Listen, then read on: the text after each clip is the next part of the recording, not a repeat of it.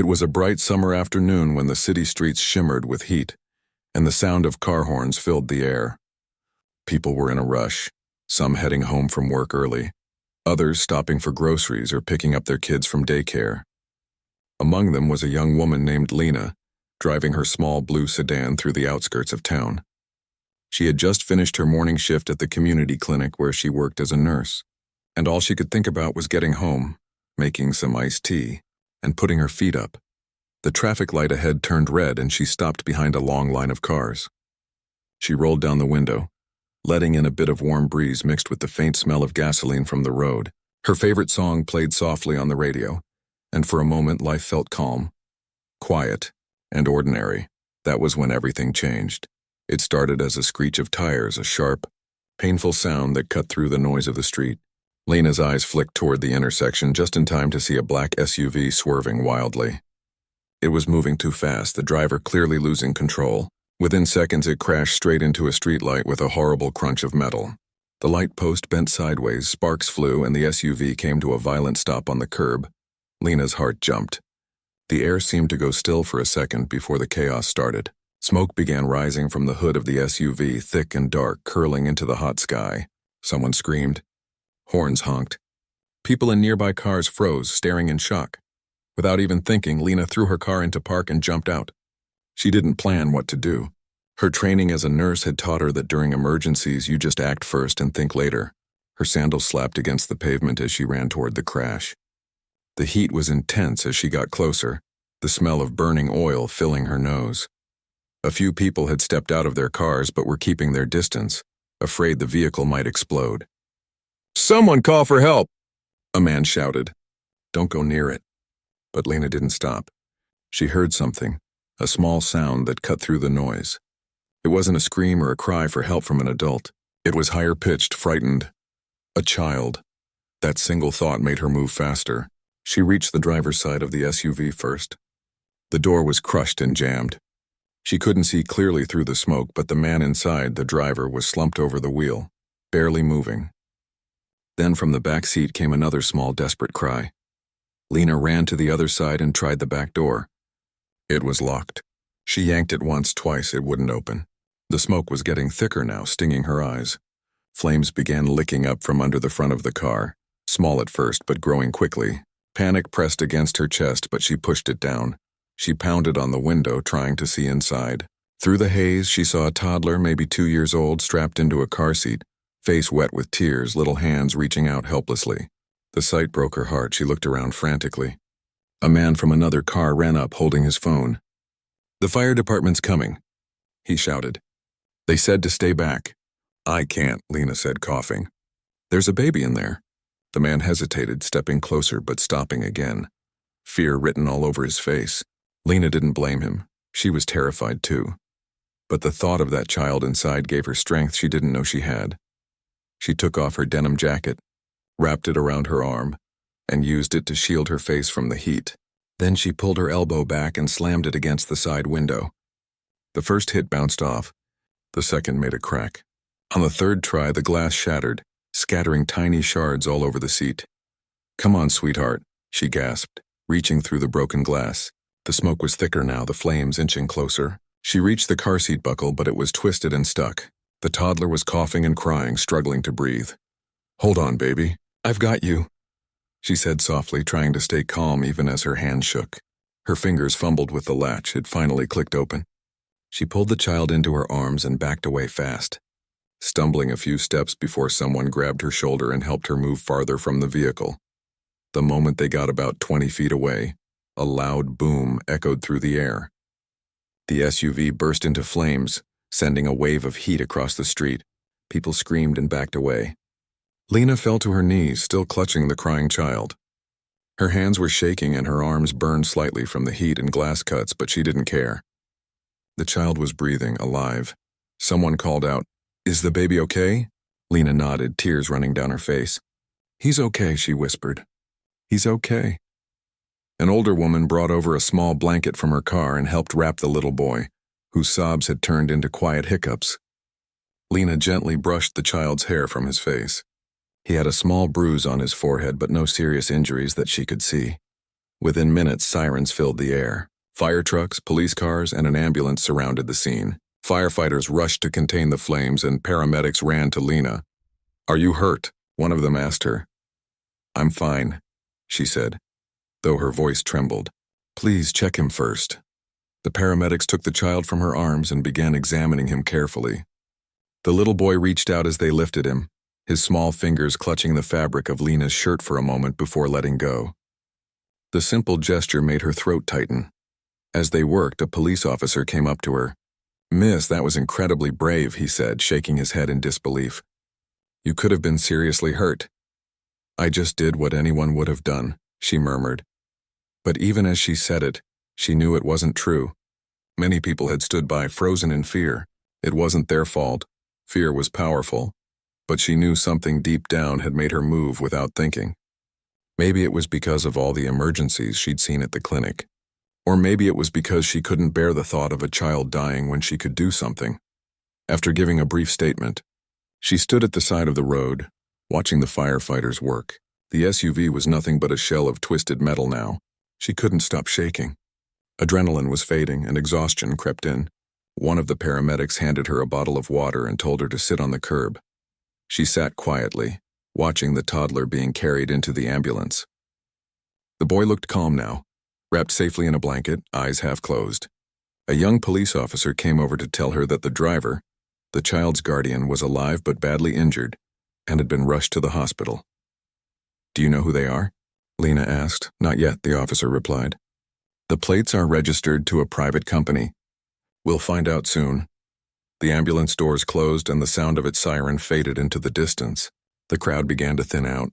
Some people came up to thank her, others to take photos or videos. She felt uncomfortable with the attention and quietly slipped back to her car once the road cleared. Her hands were trembling as she gripped the steering wheel. She didn't start the car right away.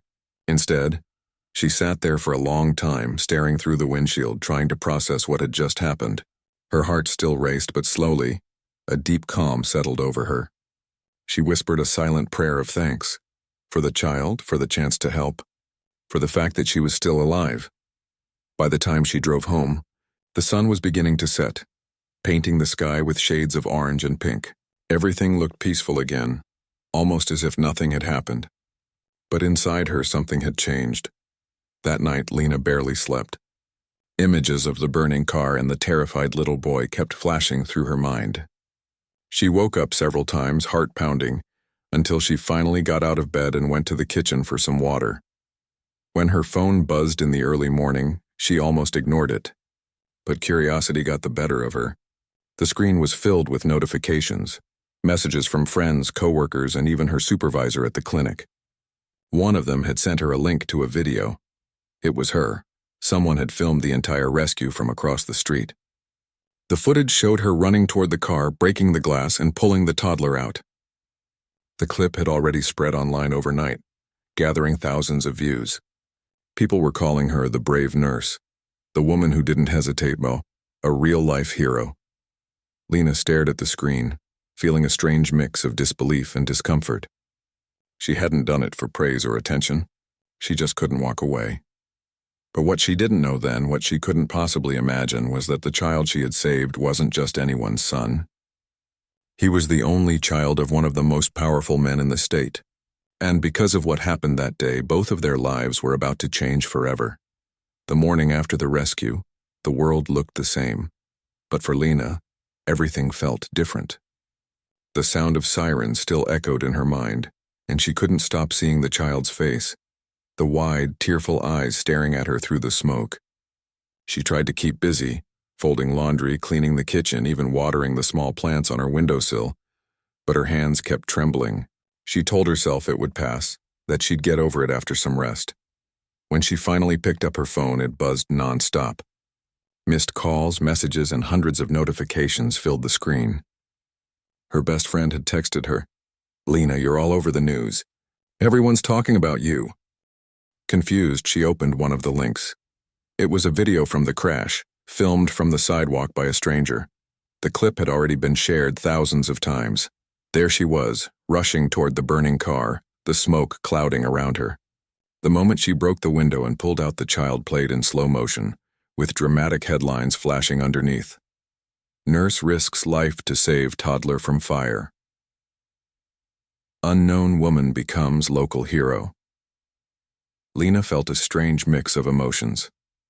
It was surreal to watch herself like that, as if she were seeing a movie instead of her own life. She didn't feel like a hero.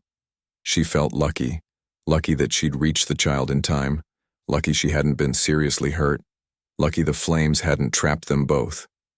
Her phone rang again. It was the director of the clinic where she worked. "Lena," he said, his voice warm but concerned. "We're proud of you. Everyone here saw the video, but maybe take a couple of days off until things settle down. You'll need rest." She agreed. Rest sounded good, though her thoughts were anything but peaceful. She spent most of that day inside, but reporters soon began appearing outside her small apartment building. They waited by the sidewalk, holding cameras and microphones, calling her name as she peeked through the curtains. "Miss, can you tell us what went through your mind?" one shouted. "Did you know who the child was?" another asked. Lena backed away from the window. She didn't know what to say to them, or if she wanted to say anything at all. That night, she got a call from an unfamiliar number. The voice on the other end was calm, deep, and polite. "Miss Lena," the man said, "this is Daniel Brooks. I represent the Carter family." "The Carter family?" she repeated, unsure. "Yes," he said. "Mr. Carter asked me to reach out personally. He wanted to thank you for saving his son's life." Her heart skipped. She had heard the name before, Nathaniel Carter, owner of one of the largest business empires in the state. He was known for his wealth, his influence, and his privacy. She had seen his face on magazine covers, often standing beside politicians or celebrities. "I didn't even know who they were," she admitted softly. "I understand," Daniel said. "Mr. Carter would like to meet you, if you're comfortable with that. He's very grateful. His son is recovering and keeps asking about the lady who helped him." Lena hesitated. The last thing she wanted was more attention, but the thought of seeing the little boy again melted her hesitation. "All right," she said finally. "I'd like to know he's okay." The next morning, a black car waited outside her building. The driver opened the door politely, and before she knew it, Lena was being driven through the city toward one of the most expensive neighborhoods she had ever seen. The houses here weren't just homes. They looked like something out of a movie, with long driveways, fountains, and tall iron gates. When they reached the Carter estate, her nerves kicked in. The mansion stood like a quiet monument, elegant and cold at the same time. She stepped out of the car, smoothing her shirt, trying to look calm even though her heart was racing. A woman greeted her at the door, introducing herself as the house manager. "Mr. Carter is in the study. Please, this way." As she followed her through long marble halls, Lena noticed framed photographs on the walls, pictures of business events, charity galas, and a few rare family portraits. In one of them, she recognized the little boy she'd saved, smiling brightly in his father's arms. When they reached the study, the door opened, and there he was. Nathaniel Carter stood by the window, dressed in a simple white shirt and dark trousers. He looked older than his photographs, perhaps because of the exhaustion etched on his face. His expression softened when he saw her. "Miss Lena," he said quietly, walking forward. "I don't know how to thank you." "You don't have to," she replied. "I'm just glad your son is okay." He paused, studying her with genuine respect. "If you hadn't acted when you did, my son wouldn't be here. That thought keeps me up at night." Lena didn't know what to say. She wasn't used to standing in front of powerful people. Everything about this house, its polished silence, its huge windows, felt distant from the life she knew. Nathaniel gestured for her to sit. "Would you like to see him? He's in the playroom." Her eyes brightened. "I'd love to," he led her down another hallway where sunlight streamed in through tall windows. When they reached the playroom, a small laugh echoed from inside. The little boy sat on the floor surrounded by toys, his tiny hands holding a stuffed bear. When he looked up and saw her, his eyes widened in recognition. "Hi there," Lena said softly. kneeling beside him. "Remember me?" The boy smiled shyly and held out the bear. "Bear," he said in a tiny voice. Nathaniel watched quietly from the doorway. For a long moment the room felt still, peaceful. Lena stayed with the child for a while, playing and talking to him gently. The boy's laughter filled the space, and Nathaniel's usually stern expression softened. It was clear he adored his son more than anything. When it was time for her to leave, Nathaniel walked her back to the door. "I know you didn't do it for recognition," he said, "but I'd still like to do something for you. Please let me help in some way." "You don't owe me anything," Lena said kindly. "Just promise me you'll take care of him." "I already failed him once," he murmured. "I don't plan to again." She smiled faintly, nodded, and thanked him before stepping back into the waiting car. As they drove away, she looked out the window, feeling both heavy and light at once. She hadn't expected this, meeting one of the most powerful men in the state, seeing his world up close. Yet what stayed with her wasn't the mansion or his wealth. It was the look in his eyes when he talked about his son, a look of deep gratitude mixed with something else, something almost broken. Over the next few days, the story continued to spread. News channels replayed the video, calling it a miracle rescue. People flooded her social media pages with messages. Some offered her money, others asked for interviews. She turned them all down. All she wanted was to go back to normal life. But normal life didn't return. A week later, another car from the Carter estate appeared outside her building. This time, a delivery man handed her a sealed envelope. Inside was a handwritten note from Nathaniel. "You said you didn't want anything, but I can't ignore what you've done. You saved the most important person in my world. Please accept this as a small gesture of gratitude. NC." Along with the note was a check, large enough to change her life. She stared at it, stunned. It was more money than she had ever seen, more than she'd make in years at the clinic. But instead of excitement, she felt uneasy. She couldn't accept something like that. It didn't feel right. She sat at her small kitchen table, staring at the check for a long time, before picking up her phone and calling Daniel, the assistant. "Please tell Mr. Carter I appreciate his kindness," she said gently. "But I can't take this. I didn't do it for money." There was a pause on the other end. Then Daniel said softly, "He'll understand." That evening, Lena went for a walk through the quiet park near her home. The sun dipped low behind the trees, and children played on the swings as their parents watched. She found an empty bench and sat, feeling the breeze on her face. Despite the noise around her, she felt alone with her thoughts. She didn't know it yet, but Nathaniel wasn't someone who easily let things go. The next day, he called her himself. "Lena," he said, his voice calm but firm, "I respect your decision about the money, but I still want to help you properly." "How?" she asked, curious. "You once mentioned working at a community clinic," he said.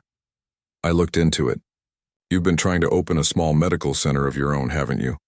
Her breath caught. Yes, but it's just a dream. It would take years to afford something like that." "Then let me help make it happen," he said simply. "No strings attached." She hesitated. "Why would you do that for me?"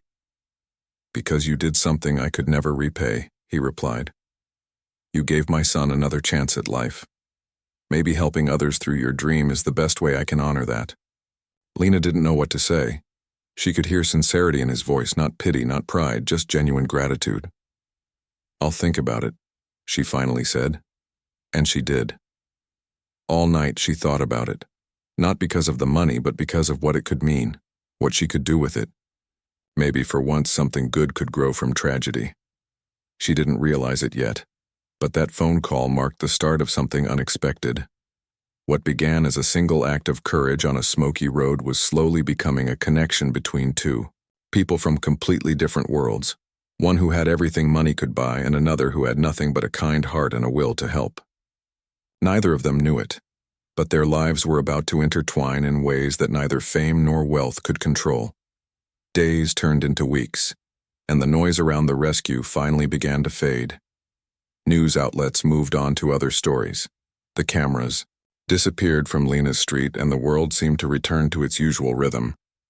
But for her, nothing was quite the same. Every morning when she looked in the mirror, she still saw faint marks on her arm from the broken glass, tiny reminders of that afternoon. Sometimes at night, she'd wake up to the sound of tires screeching in her dreams. But there was something else too, something softer. It was the memory of the child's laugh in the Carter home, and the quiet gratitude in his father's eyes. A few days after their last conversation, Nathaniel called again. This time he didn't talk about money or donations. Instead, he invited her to lunch. "It's not business," he said simply. "I just want to thank you properly. No reporters, no formality." Lena hesitated at first. She wasn't sure how to behave around someone like him. He lived in a world of polished cars, expensive suits, and long meetings in tall glass buildings. She lived in a modest apartment and took the bus when her old car broke down. But curiosity and maybe something more made her agree. They met at a quiet restaurant by the river, one that Nathaniel's company owned but rarely opened to the public. When she arrived, he was already there waiting by the window. He looked different from before, more relaxed, maybe even nervous. "I hope this wasn't too much trouble," he said, standing as she approached. "Not at all," she replied, smiling. "I don't usually get invited to fancy places like this." "Then we'll make sure it's worth your while," he said, with a small laugh. As they talked, Lena noticed how different he was from the image she'd seen in magazines.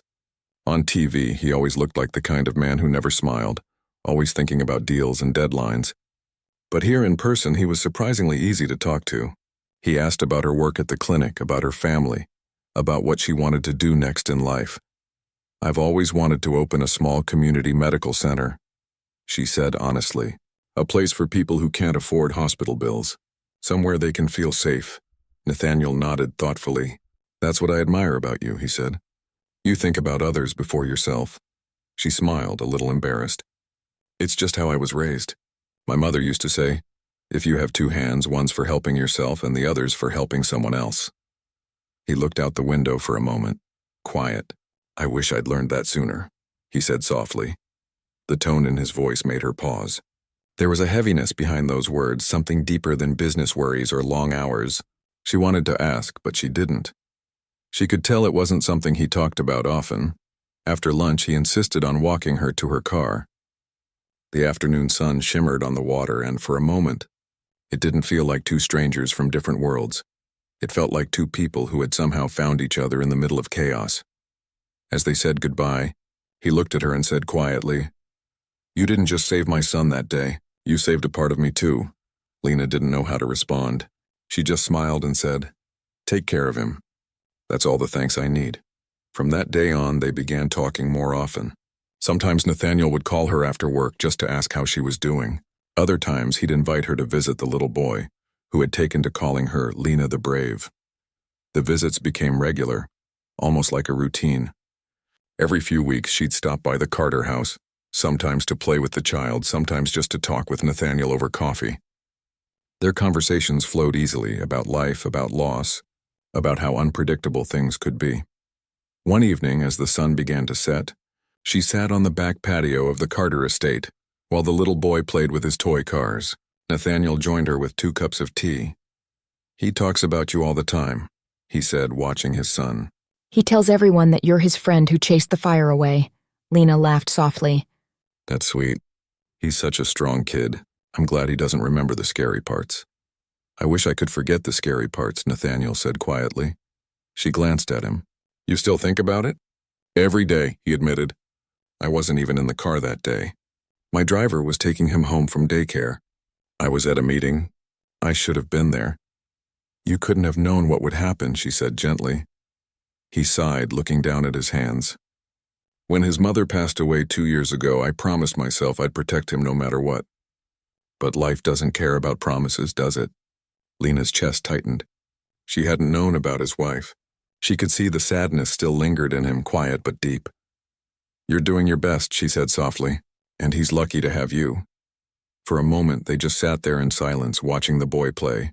The golden light of evening spilled across the garden, and everything felt still. As time went on, their friendship grew into something that didn't have a name yet. It wasn't romantic, not in the beginning. It was built on gratitude, respect, and quiet understanding. Nathaniel started trusting her with things he didn't tell anyone else. His worries about raising a child alone, his struggles to balance work and family, his fear of failing at both. And Lena found herself sharing parts of her own story too. How she grew up in a small town, how her mother had passed away young, how she'd worked 2 jobs to pay for nursing school. It surprised both of them how easily they could talk. One afternoon, he invited her to see something. "Come with me," he said over the phone. "I want to show you something important." She met him at a quiet property on the edge of the city. It was an old brick building abandoned for years with cracked windows and peeling paint. She looked around confused. "What is this place?" she asked. "This," he said with a smile, "is where your dream will begin." She blinked. "My dream?" "Yes," he said. "The community medical center. You once told me what you wanted to build. I bought this property. You can turn it into whatever you need. My foundation will handle the funding. All I ask is that you run it your way." Lena was speechless. She looked at the building again, imagining what it could be. Bright walls, clean rooms, children playing in the waiting area, people walking out feeling better than when they arrived. "I can't accept this," she whispered. "It's too much." He shook his head. "It's not a gift. It's a thank you for saving my son, for reminding me that some things can't be measured in numbers or contracts." Her eyes filled with tears. She turned away for a moment, trying to steady her voice. "You really mean it?" "I've never been more serious," he said softly. That evening, when she went home, she couldn't stop smiling. For the first time in years, she felt like her dream was real. Not something far away, not a wish whispered into the dark, but something she could touch. Over the following months, Lena worked tirelessly to bring the center to life. Nathaniel visited often, sometimes with his son, sometimes alone, offering help when needed but letting her take the lead. He respected her ideas, her choices, her independence. The process wasn't easy. There were endless permits, construction delays, and long nights of paperwork. But through it all, they supported each other. Slowly, the old building transformed into something new, a place filled with hope. One evening, as the final touches were being made, Lena stood outside the building, watching the lights flicker on for the first time. Nathaniel stood beside her, his son asleep in his arms. "You did it," he said quietly. "We did it," she corrected with a smile. He looked at her for a long moment, the corners of his mouth softening into a smile. "You know," he said, "before that day I thought power meant control, money, influence, decisions. But watching you run into that fire taught me something else. Real power is courage, the kind that doesn't ask for anything in return." Lena met his eyes, her heart warm. "Maybe courage and kindness are the only powers worth having," she said. He nodded slowly, holding his son closer. "You're right." As the night settled around them, they stood in quiet understanding. Neither of them had planned this connection, but it had changed both their lives in ways they couldn't explain. For Lena, it was the feeling of finally doing what she was meant to do. For Nathaniel, it was the reminder that no amount of wealth could replace the human spirit that had saved his child. And maybe, in a way, saved him too. When she locked up the building and said goodbye that night, she didn't know what the future held. But deep down, she felt something growing between them, not rushed, not forced, but real. Something that came from gratitude, respect, and the unspoken understanding that sometimes fate doesn't bring people together for a reason. It brings them together to rewrite the meaning of their lives. In the weeks after the accident, life started moving in directions Emily had never expected. The world outside her little apartment had suddenly taken an interest in her life. People she had never met were talking about her on the news, sharing her photos online, and calling her a hero. Some even showed up at the hospital where she worked, asking for pictures or interviews. At first it felt strange but flattering. Then it became too much. She had only done what she thought was right. She hadn't rescued the child for attention. One morning, while Emily sat at her kitchen table sipping coffee, her phone buzzed with another call from a reporter. She sighed and turned it face down. She didn't want to keep explaining the same thing over and over. The headlines had already twisted her story, making her sound like some fearless superhero who never doubted herself. But she remembered how terrified she had been in those few seconds before pulling open that burning car door. She feared the heat, the smoke, the fear that she might not make it out. None of that seemed to fit into the story the world wanted to hear. Her thoughts were interrupted by a gentle knock at the door. When she opened it, she found a man in a suit standing outside. He introduced himself as Mr. Green, the personal assistant of Nathaniel Carter, the father of the little boy she had saved. Emily had seen him once at the hospital, but she hadn't expected to see him again.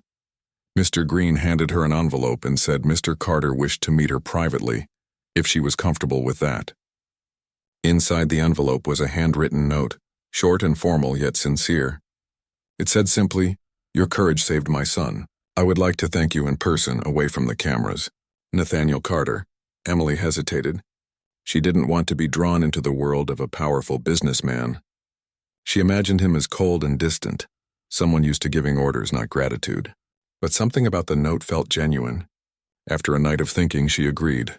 They met at a quiet garden cafe 2 days later. It was early morning and the place was nearly empty. Nathaniel arrived dressed simply. No bodyguards, no sign of wealth except for his polished watch. When he saw her, he stood up immediately, his expression softer than she had expected. "I wasn't sure you'd come," he said quietly, as they sat across from each other. "I wasn't sure either," she admitted with a small smile. For a moment, they sat in silence, both unsure how to begin. Nathaniel finally spoke. "I've tried to find words to thank you, but none feel enough. You didn't just save my son, you saved me too." Emily looked down at her cup. "Anyone would have done it," she said softly. He shook his head. "No, most people didn't. I saw the video. You ran in while others froze. You didn't think twice." Emily didn't know what to say. She didn't want praise, but she could see that for him, this wasn't just politeness, it was something deeper. Nathaniel went on to explain how his life had changed since that day. The accident had forced him to slow down. He had spent years building his empire, companies, charities, investments, but he had barely spent time with his son. "It took nearly losing him," he said, his voice breaking slightly, "for me to realize how empty success can feel." Emily could see the tiredness in his eyes. Behind his calm tone there was a man weighed down by guilt. She listened quietly, letting him speak. When he finally looked at her, he said, "I'd like to help you, Emily. You mentioned at the hospital that you dreamed of opening a small clinic in your town. Let me fund it. It would mean a lot to me, to do something that matters." Emily's heart raced. That clinic had been her dream since nursing school. A small place where low-income families could get free or affordable care. But she shook her head. "I can't take money from you," she said gently. "I didn't save your son for a reward?" Nathaniel smiled faintly. "I know that. That's exactly why I want to do it." Over the next few weeks, they met several more times, not in fancy places, but in quiet corners where they could talk freely. At first, their conversations were about the clinic, planning, locations, and budgets, but soon they drifted into personal stories. Emily told him about her late father, who had taught her kindness above all else. Nathaniel told her about the lonely nights after his wife had left him, and how his business became his only comfort. Despite their differences, they found an unexpected connection. Nathaniel admired her honesty and her refusal to be dazzled by his status. Emily, in turn, saw in him a man trying to rebuild himself, not the powerful figure the world saw. But as their friendship grew, so did the whispers around them. Reporters noticed Nathaniel visiting the small hospital more often. Rumors spread online, twisting their meetings into scandal. One headline even called Emily the mystery woman behind the billionaire. The attention she had tried to escape came rushing back stronger than before. One evening, Emily's supervisor called her into the office. "You've done nothing wrong," he said gently. "But the media's attention is making things difficult for the hospital. Maybe it's best you take a short leave." She felt her throat tighten. Her work had always been her safe place. Now even that was slipping away. When Nathaniel heard what happened, he was furious at the situation but careful not to make things worse. "I can help you find something better," he offered, but Emily shook her head. "I just need time," she said quietly. For a few days, she stayed away from everyone. Her phone buzzed constantly, but she ignored it. She spent hours walking near the lake, trying to clear her mind. She didn't regret saving the child, that would never change, but she wished people could understand that she was just a nurse, not someone looking for fame. Then one morning, a small box arrived at her door. Inside was a simple card that read, "When the world gets too loud, remember this isn't about them, it's about what's right." Beneath the card was a silver locket with a tiny engraving of a tree, Nathaniel's company symbol, but also a sign of new beginnings. That same week, she received another message, this time from a local community leader. Nathaniel had donated funds under her name to start the clinic project she had once dreamed of. It wasn't a gift to her. It was a joint project in her honor for the people who needed it most. Emily didn't know how to feel. Grateful, emotional, overwhelmed, all at once. She decided to call him to thank him properly. When he picked up, his tone was warm. "You don't have to thank me," he said. "You started something good. I just helped it grow." As weeks passed, they worked together again, this time on official plans. Nathaniel involved her in every detail, making sure her voice was heard. He could have handled it all through his team, but he wanted her to feel ownership. Their meetings became longer, their talks more personal. Sometimes they would forget about the plans altogether and just talk about life, regrets and second chances. One rainy afternoon, while visiting a potential site for the clinic, Nathaniel paused and looked out the window. "You know," he said quietly, "before that accident, I thought I had control over everything in my life. Money, people, outcomes. But that day reminded me how fragile everything really is." Emily nodded. "Sometimes we need to lose control to find meaning again," she said softly. There was a long silence between them. Not awkward, just heavy with understanding. Slowly, Emily noticed something changing inside her. She wasn't just helping with the clinic. She was learning about courage in a new way. Nathaniel wasn't the cold businessman she had imagined. He was a man rebuilding his life piece by piece, and she realized that she too was rebuilding hers. But not everything came easily. There were still critics, people who questioned her motives, who accused her of seeking attention or wealth. She tried not to read the comments, but sometimes the words stung. Nathaniel, however, always had her back. When one journalist published a false story about her, he personally called the editor and demanded a retraction. "You don't have to fight my battles," she told him afterward. "I know," he said quietly, "but I want to." Their bond grew stronger, though neither of them said out loud what they were beginning to feel.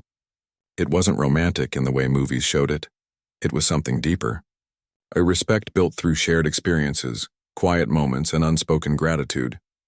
As the construction of the clinic began, they visited the site often. Emily would walk among the unfinished walls, imagining the future. Children laughing, doctors treating patients, families finding hope. She would glance at Nathaniel and see pride in his eyes. Not the kind tied to power, but the kind that came from doing something good. One evening, as the sun dipped below the horizon, she turned to him and said, "You didn't have to do all this," he smiled. "You didn't have to run into that fire." They both laughed softly, standing in the orange glow of sunset, surrounded by the faint sounds of construction. Neither said it, but both knew their lives would never go back to what they were before that day. For Emily, the rescue had started as a moment of instinct. For Nathaniel, it had become the start of redemption. And for both of them, it was the beginning of something far greater than either had expected. Something that proved that one act of courage can change two lives in ways words can never fully explain. The months rolled by, and the clinic that had once been only a dream slowly began to take shape. Every morning, Emily visited the site, watching workers paint walls, set up equipment, and install the sign above the entrance. It read, "The Willow Care Center," named after the strong and gentle trees that stood nearby. She liked the name. Willows could bend without breaking. It felt right. On the opening day, the air buzzed with quiet excitement. People from the town gathered outside, some with children, some elderly, all curious about the new place that promised care and hope. A small stage had been set up, decorated with flowers and balloons donated by local shops. Reporters were there too, though this time their presence didn't bother Emily. This day wasn't about her. It was about what they had built together. Nathaniel stood beside her, holding his young son's hand. The little boy, now healthy and cheerful, tugged at his father's sleeve, asking if he could see the playroom first. Nathaniel smiled and told him to wait just a few more minutes. Emily noticed the gentleness in his voice, the softness that hadn't been there when they first met. He had changed. They both had. When it was her turn to speak, Emily walked to the microphone, her hands trembling slightly. She wasn't used to talking in front of crowds. But as she looked around and saw familiar faces, neighbors, old patients, and even her former hospital colleagues, her nerves settled. "This place," she began softly, "is not just a building. It's proof that even something born from tragedy can grow into hope. A few months ago, none of us could have imagined being here. But life has a way of surprising us when we least expect it." She paused, looking toward Nathaniel, who gave her a small, encouraging nod. "This clinic is for everyone," she continued. "For parents who can't afford treatment, for children who need care close to home, for anyone who believes kindness still matters in this world. I didn't build it alone. It was built by everyone who believed that good can come from pain. And for that, I am truly grateful." The crowd applauded. Some people wiped away tears. Nathaniel stepped up next, speaking briefly about how the accident that almost destroyed his family had instead reminded him of what truly mattered. "This isn't charity," he said. "It's a second chance to do something meaningful together." When the ribbon was finally cut, cheers filled the air. The doors opened and people began exploring the clean, bright rooms. The smell of new paint mixed with the sound of children's laughter echoing down the hallways. Emily stood quietly near the entrance, feeling tears prick her eyes. For the first time in a long while, she felt peace. Later that evening, after everyone had left, Emily walked through the quiet corridors. The lights glowed softly, reflecting on the polished floors. She stopped in the children's ward where a small mural of a tree covered one wall.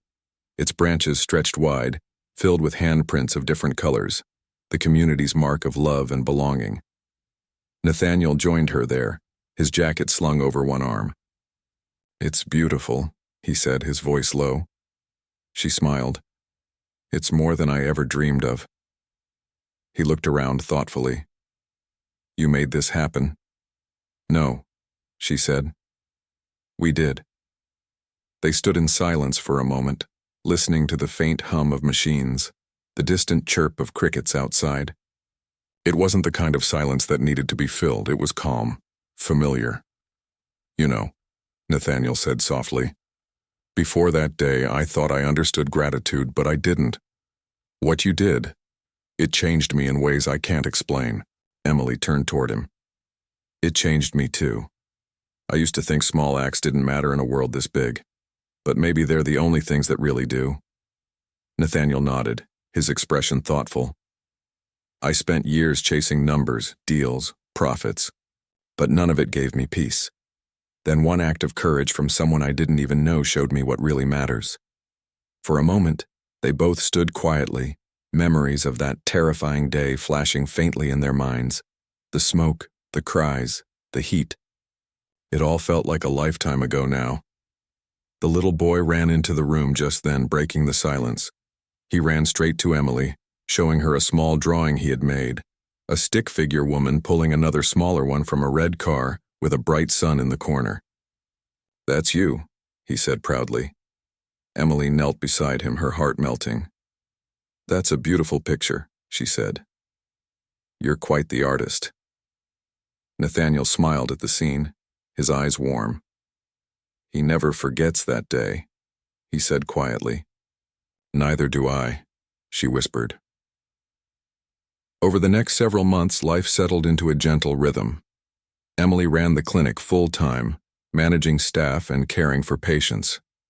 The place quickly became a symbol of trust in the community. Parents brought their children without fear of cost, and doctors volunteered their weekends. Nathaniel often visited not as a businessman but as a friend. Sometimes he came with his son, who would spend hours drawing pictures for the staff or handing out candies to patients. People talked, of course. They always did. Rumors continued to swirl about their friendship, some kind, some cruel. But Emily had learned not to let it bother her. She had found her purpose, and Nathaniel too seemed lighter. He no longer carried the same restless energy she'd first seen in him. Instead, There was a calm determination in everything he did. One afternoon, while reviewing paperwork in her small office, Emily received a letter. It was from the family of a young boy who had been treated at the clinic. The child had been sick for months, but thanks to the care they received, he had recovered. At the bottom of the letter were 3 simple words: "You saved us." She placed the letter in a drawer filled with others like it. Every time she read one, she felt reminded of how far they'd come, from that single, terrifying moment by the roadside, to this life full of quiet, steady purpose. That evening, Nathaniel stopped by unexpectedly. He had been out of town for meetings and came straight from the airport. He looked tired but content. "I wanted to show you something," he said. Outside, under the fading light of dusk, he pointed toward a new sign being installed near the entrance. Beneath the main clinic name were smaller words: "Founded in honor of everyday heroes." Emily blinked, touched. "You didn't have to do that." He smiled. "I wanted people to remember that change doesn't always come from power or money. Sometimes it comes from someone brave enough to act when it matters most." For a moment, she couldn't find words. The wind rustled softly through the willow trees, carrying the faint sounds of laughter from inside the clinic. "Do you ever think about that day?" she asked after a pause. "Every day," he replied. "Not with fear anymore, but with gratitude. Because if it hadn't happened, I might never have met someone who reminded me what life is really about." Emily looked down, her heart full. "I guess life has its strange ways of teaching us things." He nodded. "Sometimes the worst moments bring us to the best people." From that day onward, their connection continued to grow, not defined by fame or drama, but by quiet understanding. They supported each other through challenges, celebrated small victories, and built something lasting for others. Years later, when the Willow Care Center expanded to new towns, people often spoke of its humble beginnings. They told the story of a nurse who ran toward danger, and a powerful man who learned that true strength wasn't in wealth but in compassion. Whenever Emily visited the original clinic, she always walked to the children's room, where the mural of the tree still stood. The handprints had multiplied over time. More colors, more stories. She often touched the wall lightly, feeling its warmth, remembering how it all began. Nathaniel's son, now older, would sometimes join her during visits.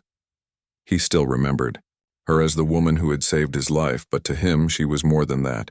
She was family. One afternoon, as they stood under the willow trees outside the clinic, Nathaniel turned to her and said, "You know, I used to believe everything happened for a reason, but now I think sometimes we create the reason. We turn the pain into purpose." Emily smiled softly. "Maybe that's what being human is all about." He nodded, looking out at the children playing nearby. "You gave me back more than a life that day. You gave me direction." She looked at him, her eyes warm. "And you gave me the chance to make my dream real. I guess we both saved each other." They both laughed quietly, the kind of laugh that comes from peace rather than joy, the kind that says everything has come full circle. As the sun dipped low, casting long shadows across the grass, Emily felt a deep sense of gratitude. Life had not turned out how she expected, but it had turned out right. She had found meaning, friendship, and hope in the unlikeliest of places. And though the world still remembered her as the woman who rescued a powerful man's child from a burning car, to her, the real story was much simpler.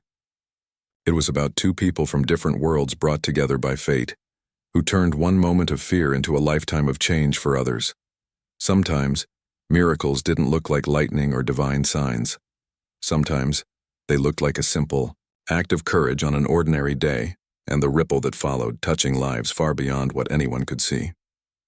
And as the last light of the evening faded, Emily stood beneath the willow trees, the sound of laughter echoing around her, and whispered to herself with a smile, "It was all worth it."